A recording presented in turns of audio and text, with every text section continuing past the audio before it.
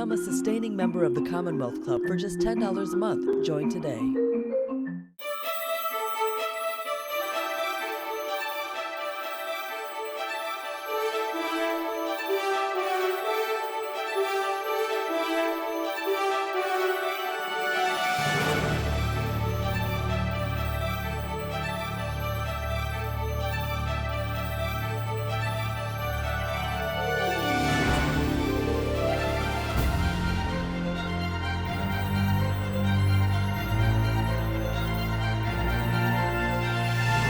Hello, everyone, and welcome to today's virtual program of the Commonwealth Club of California.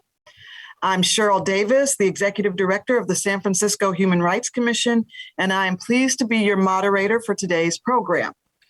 We appreciate your considering a donation to support the Commonwealth Club's work, and if you wish to do so, please click on the blue donate button at the top of the YouTube chat box or visit the club's website at commonwealthclub.org. We also want to remind you to submit questions via the chat room next to your screen, and I'll get to as many as possible later in the program. And now it is my pleasure to introduce our distinguished speaker, Randall Kennedy, professor at Harvard Law School and author of the new book, Say It Loud.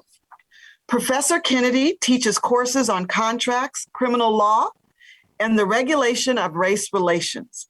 He was born in Columbia, South Carolina, and attended Princeton University, Oxford University, and Yale Law School. He also served as the law clerk for Supreme Court Justice Thurgood Marshall. In his new book, Say It Loud, Professor Kennedy chronicles his reactions over the past quarter century to arguments, events, and people that have compelled him to put pen to paper. Three beliefs that are sometimes in tension with one another infuse his writing. First, Professor Kennedy observes that a massive amount of cruel racial injustice continues to beset the United States. He says this ugly reality has become alarmingly obvious with the ascendancy of Donald Trump and the various political, cultural, and social pathologies that Trump and many of his followers display and reinforce. Second, Professor Kennedy observes there is much about which to be inspired when surveying African-American journey from slavery to freedom to engagement in practically every aspect of life in the United States. Third, he says an openness to complexity, paradox, and irony should attend any serious investigation of human affairs. Today, we're going to have hopefully a compelling conversation with this acclaimed legal scholar and public intellectual about what the past 25 years tell us about the future of race relations in America. Welcome, Professor Randall Kennedy. Thank you so much. Thank you. I am really honored and grateful and humbled by the opportunity to have a conversation with you. I just going through the pages of the book has just been kind of thought-provoking and inspirational. And I think I'll start with kind of the most obvious questions just in terms of the title of the book, Say It Loud. Of course, immediately I see James Brown, moving around on the stage and see his heels up in the air and kind of backing up and doing, I guess, the first version of the moonwalk, some would say. Why that title, right? Why choose that, in this space of, anti-Blackness or pro-Black or Black Lives Matter in some ways, he was the first one to really say Black Lives Matter and to have people take some ownership of being Black and proud. And so why that title? Well, it's a catchy title. you remember it, and I remember it too. And I remember it with tremendous fondness. And so I thought it'd be a nice, catchy title, and that's the main reason. It's also, I think, exemplary of a certain sort of double-sidedness that I wanted to show throughout the book. On the one hand, I remember with fondness James Brown's Say It Loud. Say it loud, I'm Black and I'm proud. I remember it. I remember dancing to it. It was great. Now, that's the positive side. The negative side is, why in 1968 did someone have to proclaim that? I mean, generally you don't go around proclaiming that you are proud of this or that. You're proud of it, and you're settled with it, and you just go on about your business. Why was this such a controversial? Why was this so? Why was this so arresting? It was so arresting because, of course, behind the proclamation "Say It Loud" was the reality that there were many African Americans in 1968 who did not view Blackness with pride. There were many just people. I mean, in the United States of America in general, Blackness was denigrated. It was derided, certainly among many white people, but among many Black people too. And so it was that double-sidedness that I wanted, and I talk about that in the essay, as you know. Yeah. There's also a third thing. Which is the question of, race pride. Should people be, quote, proud of their race? Now, it's one thing to be completely satisfied, completely happy, completely at ease with whatever racial category you're in. But should someone be prideful of it? And so, as you know from reading the book, that's a question that I investigate in a number of the essays. And I think we should be careful about pride. Well, it's interesting because when you said double-sidedness and having looked through some of the essays and just thinking about even the area talking about the politics of respectability, right? And so when you talked about double-sidedness, I went back to these images of what was respectable and what was, and so I kind of went to, well, was this also a play on when you talk about double-sidedness? Was James Brown respectable, right? Like with the conch, or with the relaxed hair and the language and the enunciation and the dress. And, I even think about when, as we were talking about this, I'm like thinking about even as folks look at the respect, the RESPECT with Aretha Franklin, and understanding how much she did for the movement, right? And that folks maybe didn't see it off top. And even in the same way that James Brown was really supporting the movement in a lot of ways, but you wouldn't have gotten that from his performance on stage where, you talk about your parents saying, don't act like a coon. But I would imagine that some of the older folks probably thought that that was coonery in some way. And absolutely. What he was doing. Absolutely. No, you're absolutely right. You mentioned my essay on the politics of respectability. I'd say of the essays in the book, that is the one that is probably the most criticized by my students. They really, many of my students really don't like my embrace of the politics of respectability. And you're right. One has to be careful with everything. I mean, I embrace the politics of respectability. I think that one ought to be very careful about the way in which one, presents oneself to the public, especially if you're an activist, especially if you're part of a political campaign. You want to draw people to your side. Well, if you want to draw people to your side, don't needlessly alienate people. I think that's generally good. I think that makes sense. At the same time, just like you point out, there are a lot of people who go back to 1968 who didn't like James Brown, with the conch, with the clothes, just like there are people in the generation before who, didn't like jazz, didn't like soul music. And then to, bring it up, What about the people who didn't like rap? All rap, viewed rap as being completely, disreputable. So, I love jazz. I like a lot of rap. I certainly like a lot of soul music. I like Soul Brother #1. So one has to be careful about, all these things. And I guess one of the themes of the book is, well, let's be careful. Let's think. And let's, by the way, also be willing to rethink, because, there's nothing wrong with changing your mind. Yeah, I appreciate that, because I really wrestled myself with, I could see myself as someone who grew up in the Bay Area, but was born in the South, right? And grew up here, Texas, just outside of Dallas, little town, Denison, Texas, and Sherman County. And the respectability politics was all I laugh about my grandmother's sister, who her boyfriend used to tease her because she would go to barbecues with white gloves on. And he was like, why are you wearing white gloves to a picnic barbecue? But that sense of having come from a sharecropper father and a slave grandfather, her idea of how she needed to show up was very real.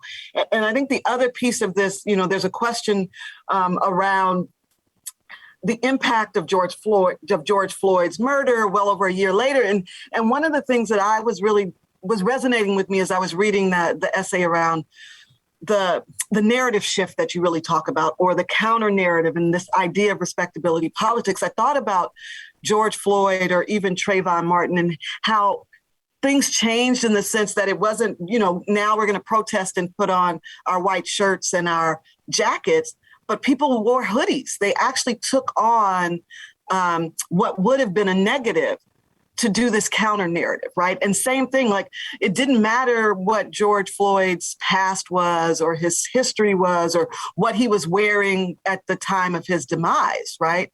And that in some ways, I'm like, how do you talk about this kind of shift that now we're not going we're going to hit the streets and we're going to all be dressed in our Sunday best, but we're going to hit the street representing and dressed in the way of the folks who were afflicted, in terms of the humanizing of folks.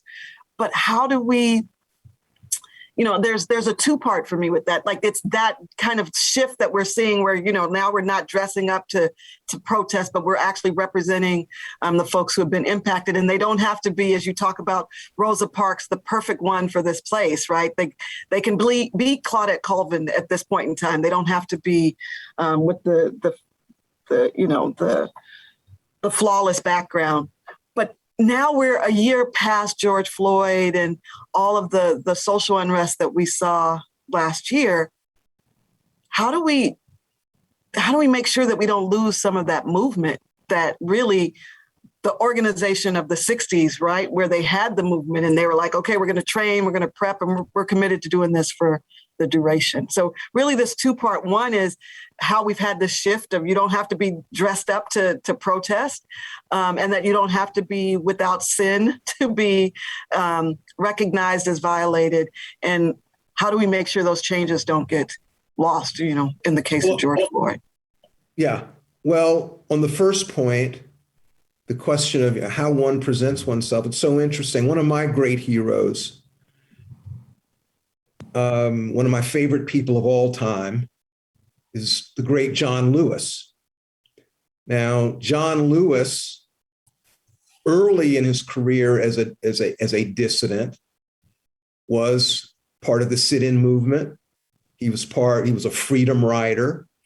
And he, along with all the other freedom riders, adopted a very conservative protocol in terms of dress and in terms of manners. James Farmer of the Congress of Racial Equality demanded that freedom riders dress in a certain way. And he told them why. He said, because you're likely to get arrested. And when you are arrested, when your picture goes in the newspapers, I want people to view you in a certain way, not just white people, but your relatives, your folks, Black people too. And it seemed to me that he was really on to something, James Farmer. It was a very smart thing to do. Now, later in his career, and John Lewis, by the way, abided by that. You see John Lewis when he was at Selma, when he's knocked over by the horses and he's clubbed on the ground. One of the great moments in the history of the world, as far as I'm concerned, the stoic heroism he showed. Look at how he's dressed. He's coming from a church. He's coat and tie. Well, that part of that was political. He wanted to have it leave a certain impression. A few years goes by, 2 or 3 years later, you see John Lewis. How is he dressed? He's dressed in overalls. He's appealing to the sharecroppers. He's saying to them, listen, I'm not biggity. I don't think I'm any better than you. I'm with you. And I'm going to show that I'm with you. So again, I'm not saying that people have to, do, frankly, anything in particular. Circumstances change. I am saying, however, that I want you to be thoughtful about how you present yourself. So when I encounter activists who say, I don't care, I don't care what they think. Well, my response to them is, well, you're just being stupid and irresponsible. Of course you should care.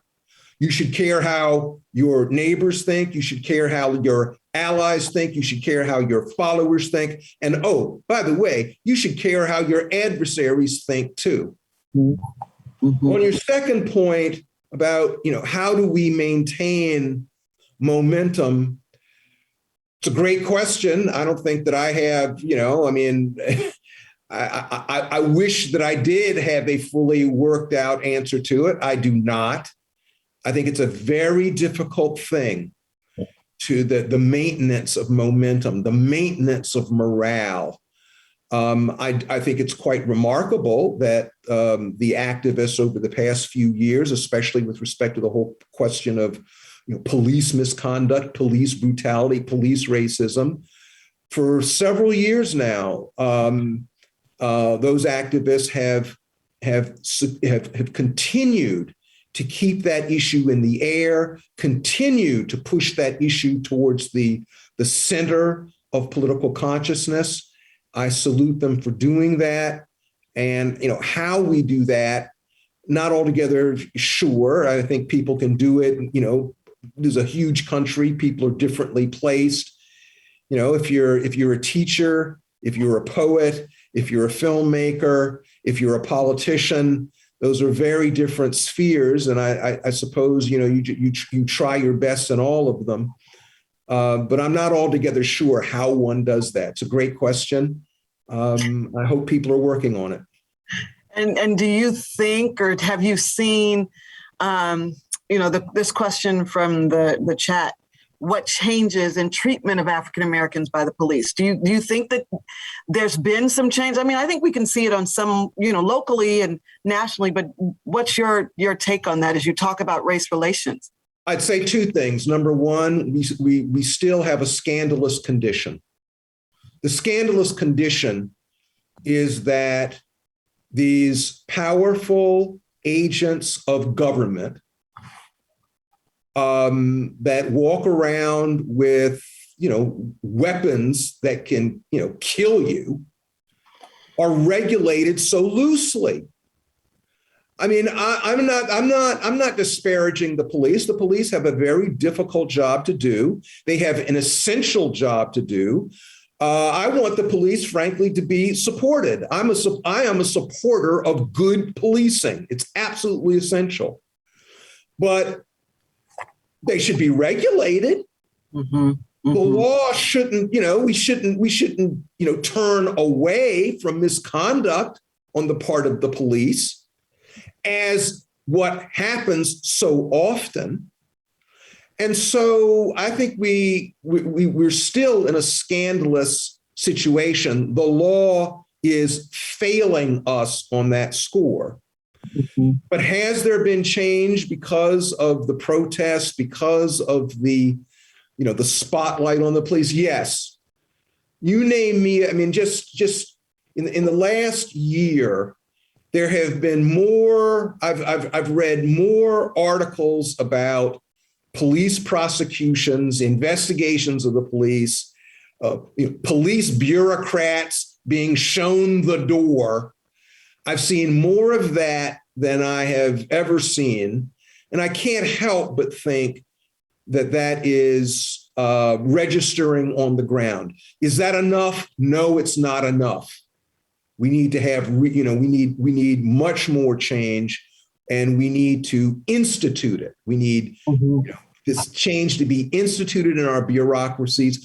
We need to have a situation in which police who are friendly to the citizenry, police who are courteous to the citizenry, police who show respect to the citizenry, those are the police that get promoted. Those are the police that have wonderful careers. We should shape things in such a way that we get the police that we want. Has that been done? No, I don't think that's been done yet. That's what we need to push toward. But has there been some change? Yeah, there's been some change. It's interesting because you mentioned John Lewis, and I had the opportunity to host him a few times in San Francisco. And, people would ask him, are things better? And what's, and with his trademark trench coat and he'd say, look, same thing you're saying. Things are not where they need to be, but are they better than when he was walking and protesting and marching? Definitely, right? And so this idea of what you hit in the first essay there around, shall we overcome, right? This idea of optimism versus pessimism and how we're moving through space and keeping hope. I have, I think every page I've got like something where I just pulled out, because this idea of the ancestors in so many ways, holding on to hope, right? But the reality of resistance and the burden of resistance. And, Cornel West has a book, Prophetic Black Fire, where he talks about and really basically says, some folks don't live long enough for us to see their shift and their change and their mindset. And I feel like you really document in this, where somebody who starts out as optimistic, if they stay around long enough, they kind of flip. And that someone who starts out pessimistic, if they stay around long enough, they also flip. And this kind of juxtaposition of like living and fighting and the burden that it takes on your mind and your soul. I mean, did you find that this kind of like sometimes people's their advocacy outlives their passion, or that their passion outlives their advocacy? Sometimes. That essay, there's a reason why that's the first essay in the book. That's the essay that, in a way, frames the book. In many ways, it's the essay with which I struggled the most. So this is an essay on optimism and pessimism in African-American thought. And I've been in the optimistic camp, but as you know from reading that essay, I have changed somewhat. One of the reasons why this essay means so much to me personally is because my father, whom I revere, my father of blessed memory, Henry Kennedy, was a thoroughgoing pessimist. Thoroughgoing pessimist. My father's answer to the question, shall we overcome, was no. It doesn't mean that you don't struggle. It doesn't mean that you don't stand up for your, whatever rights you can get. But my father's view was that the United States of America was created for white people, and that's the way it was just simply going to be. Mm-hmm. Now, the pessimistic, and so he was part of the pessimistic tradition, and that in my household, I heard that. The pessimistic tradition is actually it's a very interesting tradition because on the one hand, in the pessimistic tradition, you have people like, well, my father, you have people like Derek Bell, who's a longtime colleague of mine. You have, Elijah Muhammad in the pessimistic tradition. Black nationalists would certainly, many of them in any event, would certainly be believers that, the United States of America is, white man's country and it's going to stay like that. Marcus Garvey. Along with those folks, however, you also have Thomas Jefferson. You also have Abraham Lincoln. You also have Alexis de Tocqueville. That's in the pessimistic tradition. In the optimistic tradition, in the 19th century, the great spokesperson would be Frederick Douglass. The great Frederick Douglass. Frederick Douglass, even before the abolition of slavery, was asked whether he could see a day when white people and Black people would live together as equal neighbors in this country. This is before the abolition of slavery. And he said, yes, I can see that. In the 20th century, the great spokesperson for this view would be Martin Luther King Jr. Listen again to I Have a Dream. In the 21st century, the most consequential spokesperson for this point of view would be Barack Obama. Now, again, I still situate myself in the optimistic camp, but I have to tell you that in the last few years, I've been shaken. The last few years have filled me with trepidation. I thought we were further down the road to racial decency than we are. And, like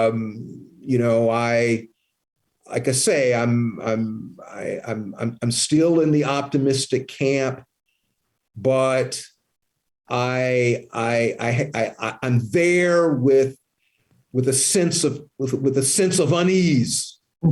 Mm-hmm. Well, I mean, I as you're saying that, I just think even the most optimistic are still have that tinge of pessimism, right? Like I think about in King's book, A Collection of Sermons, Strength to Love, he basically tells people to confront their shattered dreams, right? Like he understands that there's going to be disappointment, that we're going to have these frustrating moments, and that in essence and in earnest, we're going to continue to come up against this wall. And one of my favorite poems is one by Maya Angelou, and Life Doesn't Frighten Me at All. And she has a line that says, don't show me frogs and snakes and listen for my screams. If I'm afraid at all, it's only in my dreams. So this idea of hoping is the thing that brings fear and terror more than the fear and terror of just living and breathing. So I think that as I was reading through this, that's the one thing that I did leave with. And I left with this idea that, as our much in the same way as the Negro National Anthem, right? Like that talks about, coming through all these treacherous things and all of this stuff, we're still rising and hoping. And even Maya Angelou is saying, you may trod me in the very dust, but still like dust I rise, right? Like, so she's saying it's all going to be bad. It's all going to be bad, but somehow we keep believing and hoping.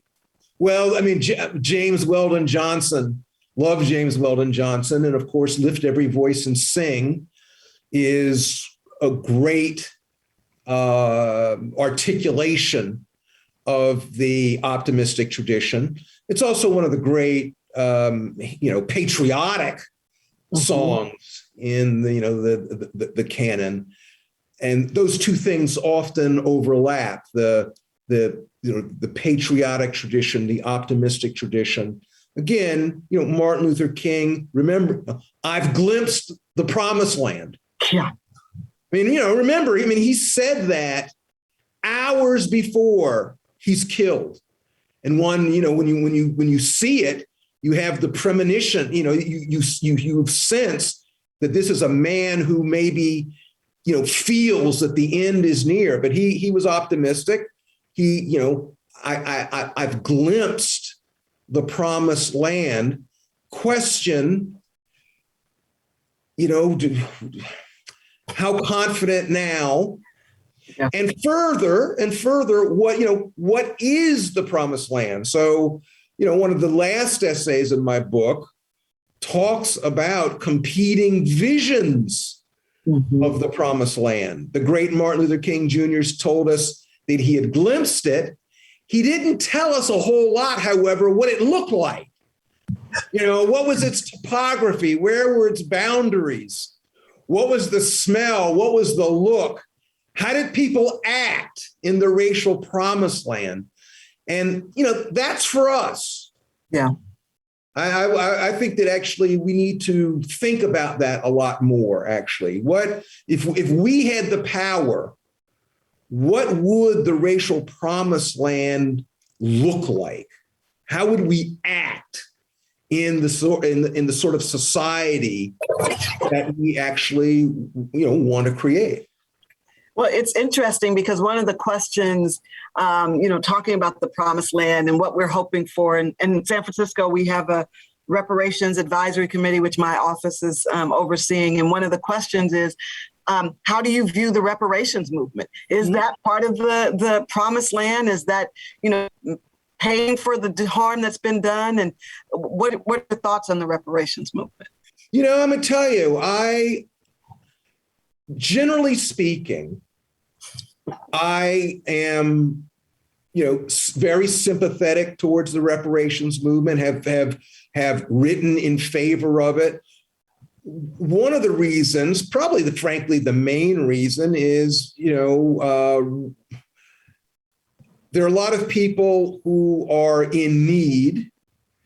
And, if the reparations idea will funnel services, funds, opportunity to people in need, fine, because I want those things to be funneled to people in need.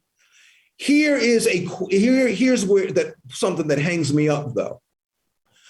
Imagine, should we be so concerned with why people are in need? So there are people who are in need, and one of the reasons why they are in need is because they are the victims of a long train of, catastrophes, a long train of atrocities, racial atrocities, slavery, segregation, for Native Americans, the taking of their land, the destruction of their polities. I mean, we could go on and on. That's how some people end up in need. On the other hand, what about a person who's just come to the United States? They are in need because of terrible things that have happened other places. What do I say to them? Is their need less than somebody else's need because of the circumstances that made them needy? I don't, so for me, I want to focus more on need. However, whatever the history of that need is secondary in my mind to the fact these are needy people. We have a country, we're fortunate enough to have a country that has resources that can, if we want, we can shift resources to people in need. That's what I want, regardless of why. So a couple of things. One is connected to the focus on need, which is a question from the chat about what role should government play in helping those who are, as they put in the chat, disenfranchised. But I would say, to your point, what's the role of the government to help those in need? Should it be a larger or smaller role than private groups? But I think my question, even before that, just still connected to the reparations piece. Yes, what should the government be doing to help those in need? But is there a debt owed to the descendants of slavery, right? Is there something beyond giving to just folks in need? Is there, for folks who made money off of plantations and folks who made money off of Black folks and have now become, created this legacy, or organizations or businesses, do they owe something to those descendants? I guess that's my question, just with regards to reparations. Beyond meeting a need, is there a debt owed? I want to flash a big yellow light of caution on that. I'm from Columbia, South Carolina. I suspect that my descendants, that my forebears were, probably enslaved.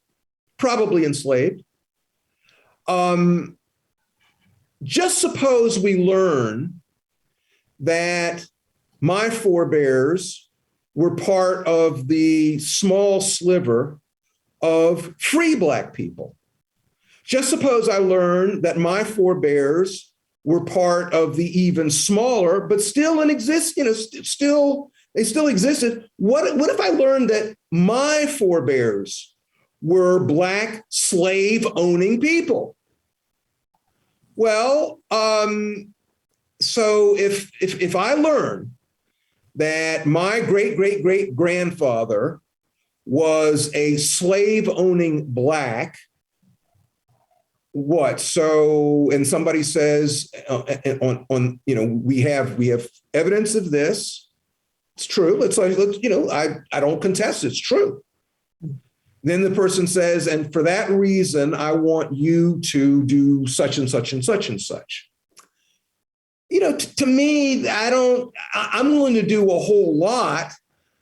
That particular set of reasons, however, doesn't move me. Yeah. And I think we need to be history is a scramble. My sense of this is that the atrocities are so great, they're so deep, they are so horrible that there is a good impulse in us to want to do something about the horrible past. It's like this evil was out there and we can't bear to allow sort of the evil to get away. So we want to catch the evil, we want to domesticate it in some way. And my sense is that reparations is our way for trying to sort of get solace, sort of reach a settlement. Mm-hmm. But I'm going to say, but here I'm going to say that the terrible fact is, as far as I'm concerned, I'm calling it a fact. Maybe it's not a fact, but I'll call it a fact for now. Evil was done. We are not going to catch it. It may very well be that my great grandmother, or we don't have to go back that far. That's exaggerated. I knew my grandmother. My grandmother knew her parents who had been in slavery for a while. So we don't have to go all that far back. Yeah. So let's just say that, one of my relatives was sold from their family. Auction block. I can't catch that. Right. Irretrievable, irredeemable. Right. And so for me, I want, what can we do to create as much social decency as we possibly can now? And answer the question about government, yes, we need the government. What do you mean? The government is all around us. And by the way, everybody's using the government. I mean, when somebody says, well, do you want poor people to use the government? The rich people use the government. I mean, the airlines use the government. Amazon uses the government. Lots of people are using the government. Why do we all of a sudden, when it's poor people, should they use it? Yes, we need to use the government. The government is, we need to use the collective strength of our society to create a decent society for all of us. Mm-hmm. Mm-hmm. And as you're saying that, I'm having I'm seeing or I'm picturing the essay that talks about the Women's Convention of the National Baptist Convention and how those women were like coalescing and coming together, and and then another line that you had that talked about basically fighting racism isn't just in this theoretical, but it's also about, it's one with, the spades and the rakes and the like getting in there and getting dirty and turning over the soil. And so I wonder in that context, how are we doing, or should we be doing more to also stand up those cultural and those community groups that come with a level of pride and relationship that can engage? Can we replicate some of what I feel like in some ways was lost in terms of our communities and our infrastructure? One of the things I try to show in this set of essays is that over the course of American history, people of all complexions, all races, have done remarkable things in the effort to extend racial justice. People have used what was at hand. So you take a person, take Emmett Till's mother. Here's this, totally modest woman, doesn't have much. Mm-hmm. She has a son who has just been sent back to her in a coffin. What does she do? What does this poor, modest woman in bereavement do? She takes the corpse of her son and uses it in the struggle for racial justice. I mean, greatness. And there are other people throughout American history who have done, have taken what was at hand. And I think that there are people in our country today who are doing this. I don't think it's the case that, once there were great people and now not. No, I think that there are people all across the United States who are doing things that that are deserving of tremendous praise. Yeah. Again, let's think about, last year and the hundreds of thousands of people that in the middle of a pandemic, raise their voices. Or another thing, in the middle of a pandemic, think about a year ago, the future of the United States was on the line with the elections. And there were people in the middle of a pandemic.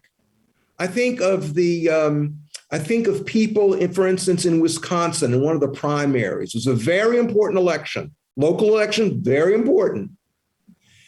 In the middle of the pandemic, there were people who stood in line for hours, putting at risk their health because they felt it was so important to vote the right way. I thought of the people in Georgia.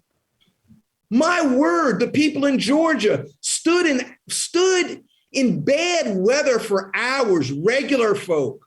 You're not going to read about, there's not going to be any front page, magazine article about these people. These were people, just regular folk, stood in line, disciplined, did what they could. That spirit is still abroad. We need to enlarge that spirit. We need to applaud that spirit. We need to encourage that spirit in our young people. Agreed. And connected to some of what you talked about, there's a question about, can you comment on voter suppression in America and where our electoral system is headed? And you talked about, just the passion and the commitment, I think, of those states where folks, it got a little bit harder to vote, and yet they stood for hours to do it. We are in a bad situation. I mean, think of it.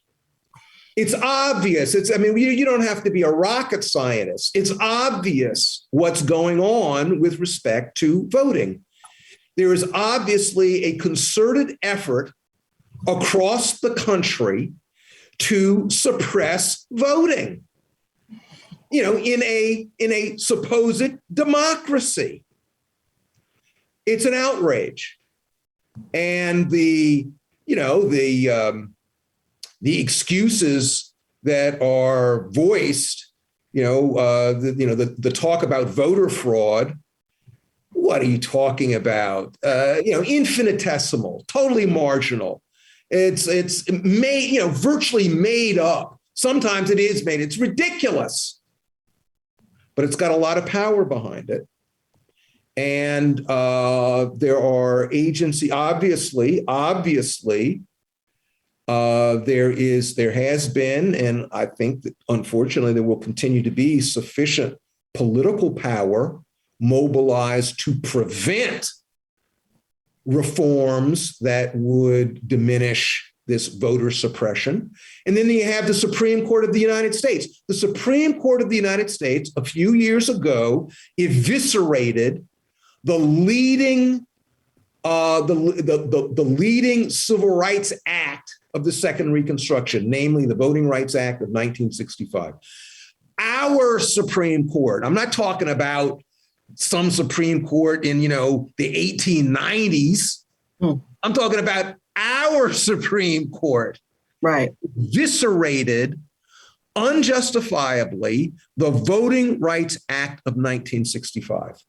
We are in a perilous situation, and people need to organize and be on their P's and Q's and do everything possible to turn things around. Because, in all too many respects, not all, but in all too many areas with respect to all too many issues, we are going in the wrong direction. Yeah, I appreciate you saying that, and listening to you makes me think about in your essay around Derek Bell and me, right? When you do that conversation and you say he was really critical of your not doing advocacy, or his perception that you didn't do advocacy. And can you say more in terms of like that advocacy that he was referring to? Because was it about within the institution or globally? What really is that? The essay to which you refer is the second essay in the book. I think it's the longest essay in the book. It's called Derek Bell and Me. And I spent a lot of time on that essay. It means a lot to me. I mean, I was a colleague of Derek Bell's. I was a friend of Derek Bell's. We had a very complicated relationship. I said I was a friend. I think that's true. But we had a tempestuous relationship. We were adversaries sometimes. And why? Well, partly generational. He was my senior. I think he had experiences that prompted him to take a different view, a different look.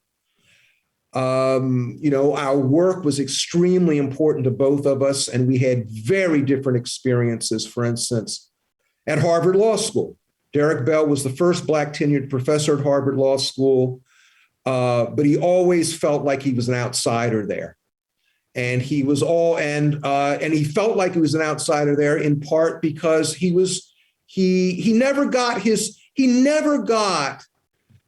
his props there. And one of the reasons why I wrote this essay is because, yes, I'm critical of him.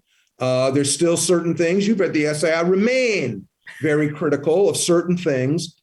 But I think as a thinker, as a scholar, as a writer, he deserved more than he received in terms of the attention and of colleagues. And one of the reasons why I wanted to write this is because I wanted to take seriously his work, praise what I thought was praiseworthy, criticize what I thought ought to be criticized.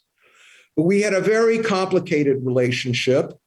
There's certain features of his work that I've criticized in the past, and you know from reading the essay, I take back my criticism and I say I was wrong.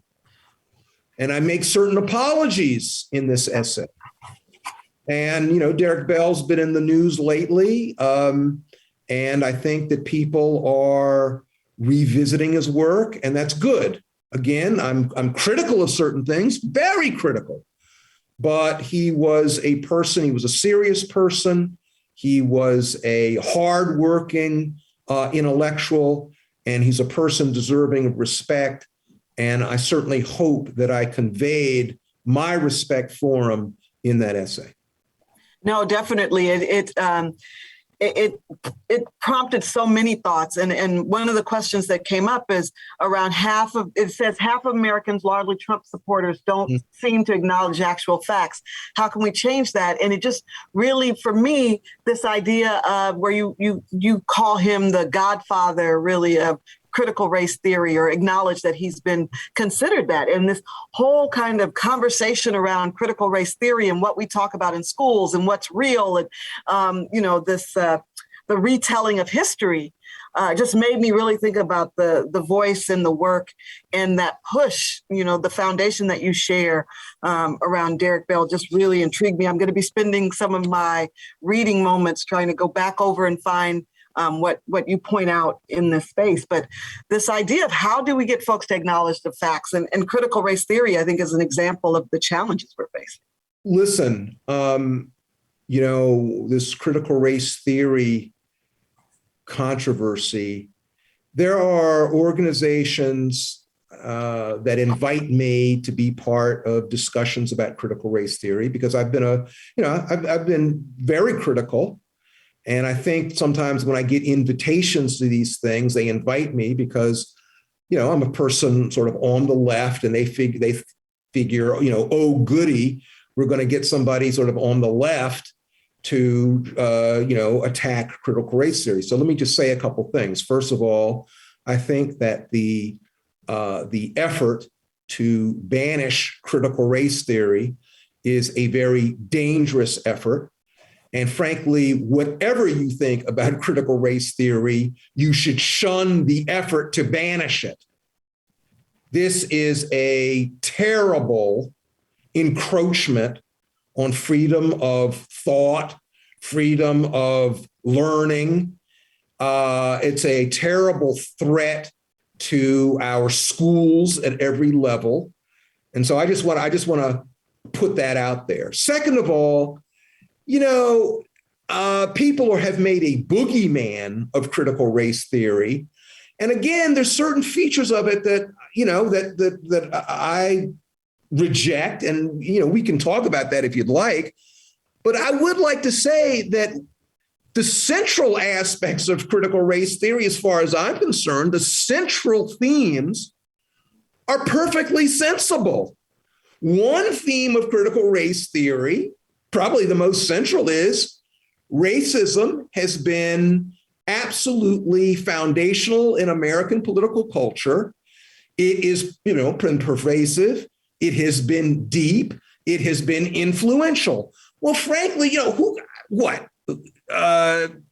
that wrong? That's true. Secondly, the second big theme of critical race theory is that the reforms instituted by the Second Reconstruction, anti-discrimination law, is not enough. I mean, that was a big point. They said, listen, we've, great Civil Rights Act of 1960, Civil Rights Act of 1964, Voting Rights Act of 1965, Open Housing Act of 1968, Brown versus Board of Education, Loving versus Virginia. Great, great, great, great, great. But at the end of the day, on the ground, The situation is that racial minorities remain marginalized, remain stigmatized, remain subordinated. It was not enough. So we've got to do more. We need new initiatives, more aggressive initiatives. Again, I say, listen, okay. It seems to me, frankly, a lot of that makes sense. And so, no, I do not want to be associated in any way with the attack on critical race theory that we've seen. Now, that doesn't mean that I don't criticize certain aspects of critical race theory. One thing I criticize, for instance, some people who identify themselves with critical race theory have, in my view, been all too have been insufficiently attentive to the claims of freedom of expression. So there are some people with critical race theory who say, no big deal in banishing, in suppressing, in censoring, racist expression. Well, no, I'm not going to be. I'm critical of that position, and I think what's going on now partly shows why I'm critical of that position. Donald Trump says that critical race theory is itself racist. The people who are trying to banish critical race theory are saying we're trying to banish a racist belief. Well, that shows why one needs to back up off of the banishing of, the attempts to banish ideas. That can work a lot of different ways. You can be the target of that. So, hey, let's be careful. I stick to ACLU type, National Coalition Against Censorship type ideas. One of the things I think has been great about, frankly, American democracy, there are certain things which are really quite good about the American political culture. One of those is a very, very vigorous, embrace and support of freedom of expression. And that it seems to me needs to be, we need to redouble our efforts and expand freedom of expression as opposed to, drawing down our efforts. So in that way, I'm critical of some of the people with critical race theory. But again, people ought to understand not everybody who calls themselves a critical race theorist believe the same thing. There's probably some critical race theory people who would say, with respect to that, they're on my side. So we need to, again, folks need to read. Don't just take, some, one sentence from some, from a new, one paragraph or one sentence or one 10-second clip from somebody who characterizes critical race theory. Take the time to actually read what people have to say. Yeah.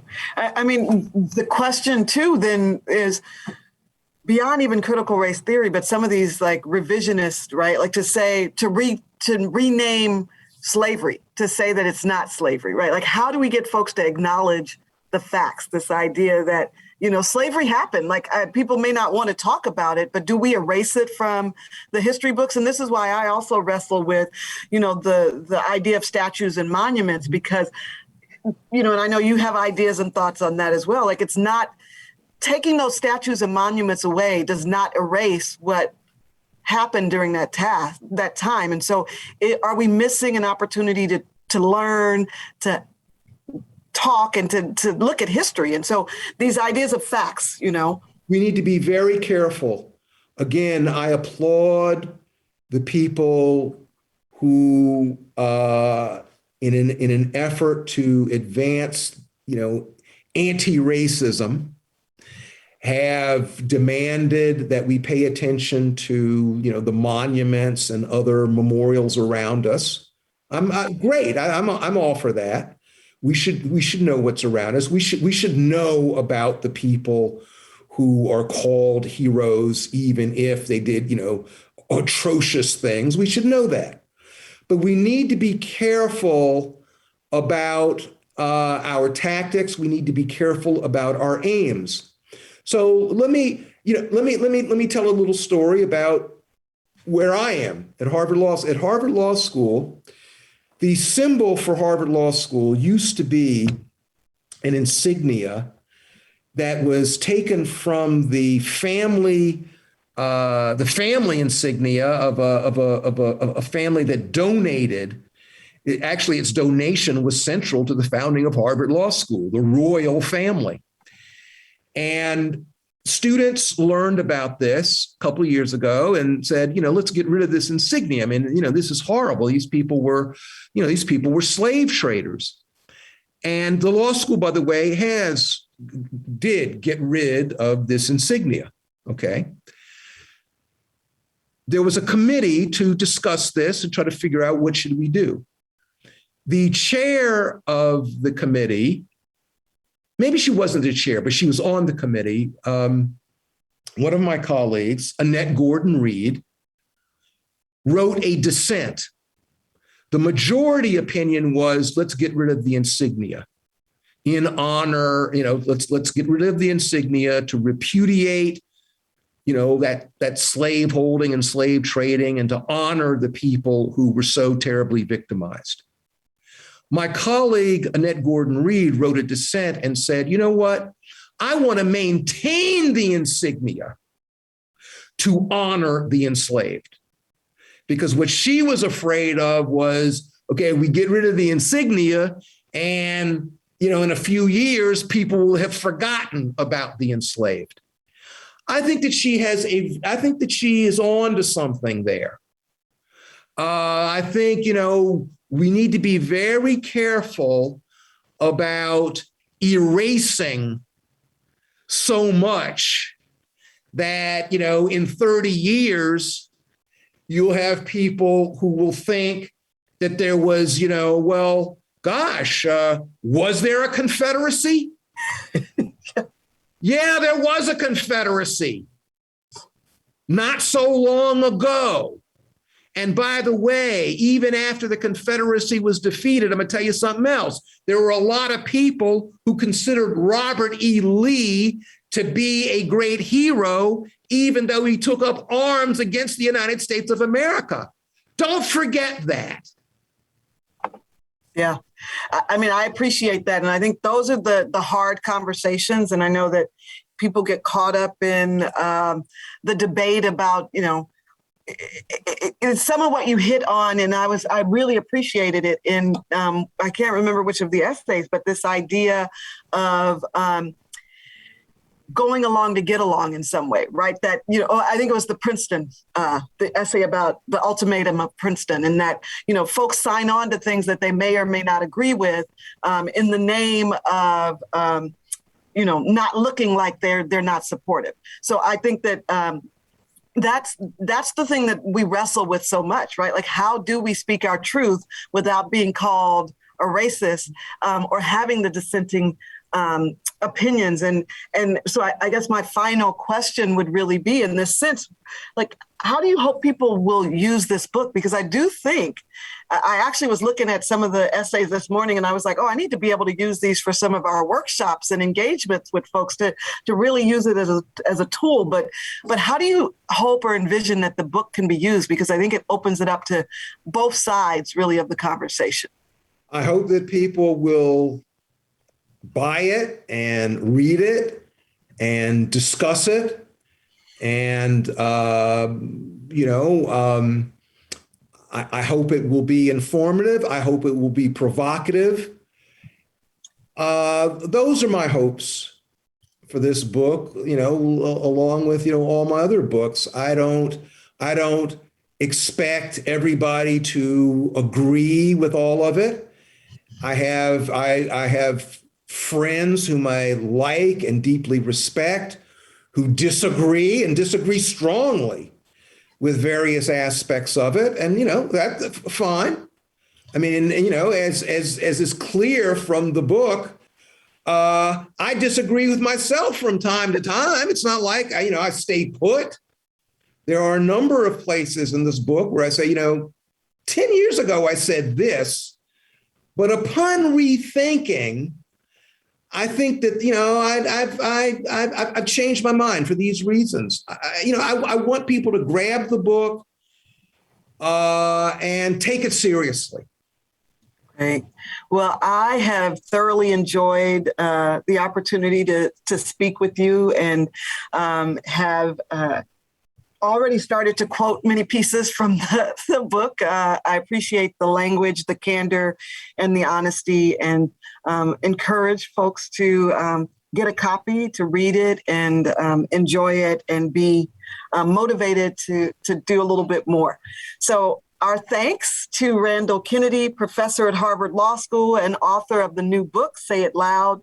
We want to remind everyone that Professor Kennedy's book is available online and at your local bookstore. We also want to thank all of our viewers. I'm Cheryl Davis, and now this virtual program of the Commonwealth Club of California is adjourned. Thank you.